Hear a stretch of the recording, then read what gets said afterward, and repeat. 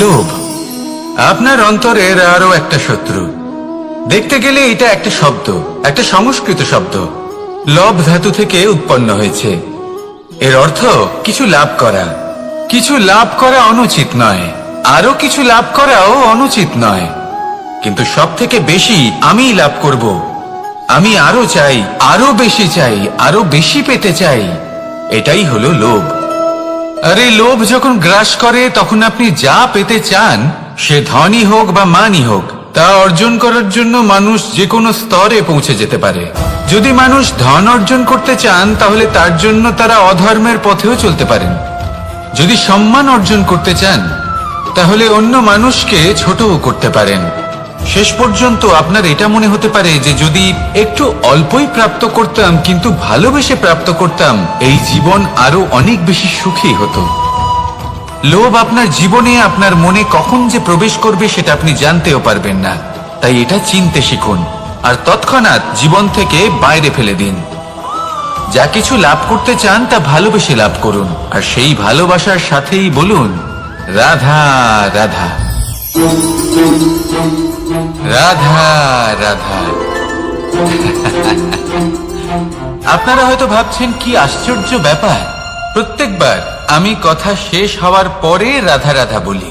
এইবার আমি আগেই বলে দিলাম। কারণটা কি? কারণ সূত্রপাত হয় নিঃস্বার্থ আবেগের দ্বারা।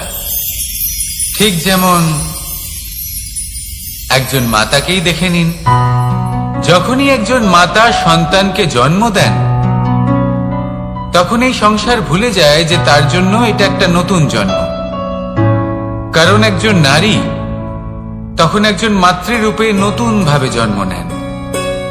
একজন নারী স্ত্রী ও গৃহবধূ রূপে কিছু অধিকার লাভ করে থাকেন, কিন্তু তিনি যখন মা হয়ে যান তখন তিনি শুধুই দান করতে শেখেন।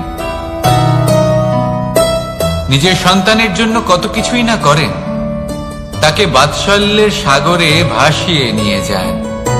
এই সংসারে রাজকুমার জন্ম নিতেই পারেন, তাকে রাম এবং লক্ষণ কিন্তু মায়েরাই বানিয়ে তোলেন।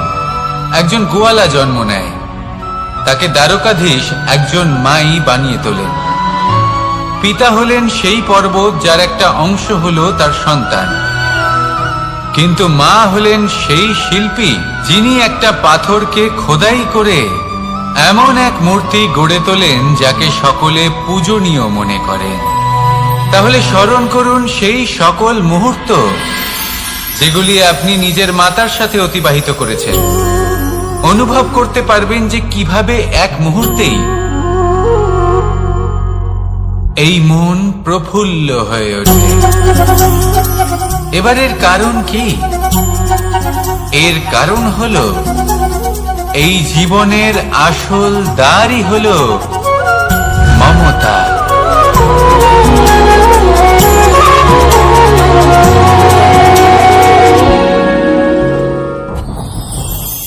যত শক্তিশালী এই মন তত শক্তিশালী এই শরীরও। সারথি শক্তিহীন হয়, দুর্বল হয়, তাহলে এই রথের কি হবে? এটা উচিত পথে চলতে পারবে না, উচিত গতিতে চলতে পারবে না, মন মতো স্থানে এটা পৌঁছতেও পারবে না। সেই জন্য মনের শক্তি অত্যন্ত প্রয়োজনীয়। এবার মনের শক্তি আমরা কোথা থেকে লাভ করি?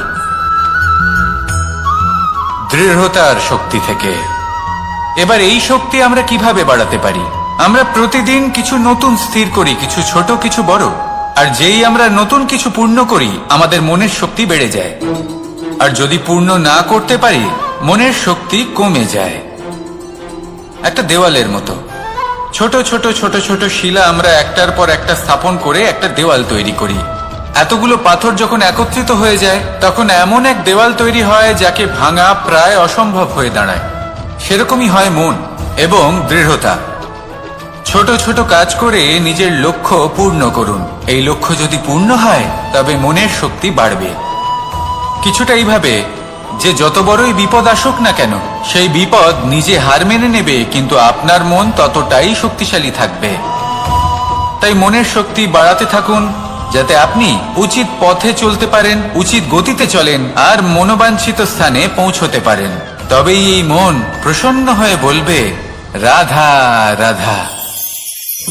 আমি রাধাকে ভালোবাসি, আর এই কথাটা সমগ্র সংসার জানে। আর সময় অন্তরে লীলার দ্বারা, বিভিন্ন ঘটনা দ্বারা, কর্মের দ্বারা আমি নিজের এই ভালোবাসা রাধার সামনে প্রকাশ করি। এবার আপনি বলবেন, এসবের কি প্রয়োজন? রাধা কি এই কথা জানে না যে কৃষ্ণ তাকে কতটা ভালোবাসে? অবশ্যই জানে, কিন্তু এই যে ভালোবাসা, তা মনে রেখে দেওয়ার জন্য নয়, তা প্রকাশ করার জন্য। আর বারংবার এই ভালোবাসাকে প্রকাশ করা উচিত, উচিত সময় এবং উচিত সুযোগ দেখে। কিরকম? এবার যদি আপনি প্রেমীর সাথে কোনো উৎসবে থাকেন, তাহলে তার সাথে নৃত্য সঙ্গীত করুন। যদি ভিড়ের মাঝে থাকেন, তখন প্রেমীকে সম্মান করুন, একান্তে প্রসাধন করুন। দুঃখের সময় তার হাত ধরে থাকুন, সুখের সময় আলিঙ্গন করে রাখুন। এই প্রেম যত প্রকাশ করবেন, ততই এই প্রেমের বৃদ্ধি হবে। এই প্রেম আরো বেশি গভীর হবে, অটুট হবে। তাই এই প্রেমকে মনে নয়, আপনার জীবনে স্থান দিন। মন খুলে প্রকাশ করুন, আর আমার সাথে ভালোবেসে বলুন, রাধা রাধা। গুরুত্বপূর্ণ একটা কথা আছে যা আপনার মনে রাখা উচিত। আপনার এই মানসিকতা, আপনার এই স্বপ্ন, তা যেন আপনার নিয়ন্ত্রণে থাকে। আপনার বন্ধ মুঠোয় যেন এর লাগাম থাকে, আপনি যেন এর প্রভু হন। যদি তা হয়, তবেই আপনি লাভবান হবেন। যদি এরা আপনাকে নিয়ন্ত্রণ করতে থাকে, যদি আপনার মুঠো খুলে যায়, না পথ আপনার নিয়ন্ত্রণে থাকবে, না মানসিকতা থাকবে, না স্বপ্ন নিয়ন্ত্রণে থাকবে। আর যদি তাই হয়, তাহলে আপনি আপনার ভবিষ্যৎ নষ্ট করে ফেলবেন। তাই নিয়ন্ত্রণ করতে শিখুন নিজের বিচার বুদ্ধি, নিজের মানসিকতা, নিজের স্বপ্নকে। নিজের এই স্বপ্ন পূরণ করুন, আর আমার সাথে ভালোবেসে বলুন, রাধা রাধা। আমার কাছে যশোদা মা যেমন, আমার কাছে দেবকী মা যেমন, আমার কাছে ঠিক তেমনই হলেন গোমাতা। এবার ভেবে দেখার বিষয় হলো এটা, যে এই সংসারে অসংখ্য প্রাণী আছে। একজন গাইকে একজন মায়ের মর্যাদা কেন দেওয়া হয়? তাহলে এর অনেকগুলো কারণ আছে। এই গাই অর্থাৎ গোমাতা, এনারা হলেন অত্যন্ত শান্ত, শান্তি প্রিয়, কখনো কারোর কোনো ক্ষতি করতেই পারেন না। গোমাতা যে দুধ নিজের বাছুরকে পান করান, সেই দুধই আমাদেরও দেন। সেই দুধ পান করে আমরা শক্তি লাভ করি। এই দুধ থেকে আমরা মাখন, ঘি, পায়েস, এইসব সুস্বাদু খাবার লাভ করি। গোমাতার গোবর আমাদের জ্বালানি হিসেবে সাহায্য করে, যার ফলে খুব কম সংখ্যক কাঠ ব্যবহার করা যায় এবং বেশিরভাগ জঙ্গল সুরক্ষিত থাকে। গোমাতার গোমূত্র, সেটাও আমাদের কাছে লাভজনক। এর দ্বারা আমরা অনেক রোগ থেকে মুক্তি লাভ করতে পারি। গোমাতা যখন একটি বাছুরকে জন্ম দেন, তখন সেই বড় হয়ে আমাদের ক্ষেত কর্ষণ করে। সেই জন্য গাইকেও জীবনে মায়ের মর্যাদা দেবেন। যতটা সম্ভব তাকে সেবা করুন এবং ভালোবেসে তাকে পালন করুন। এই মন নিজে থেকেই প্রসন্ন হয়ে বলবে, রাধা রাধা। চলতে থাকা,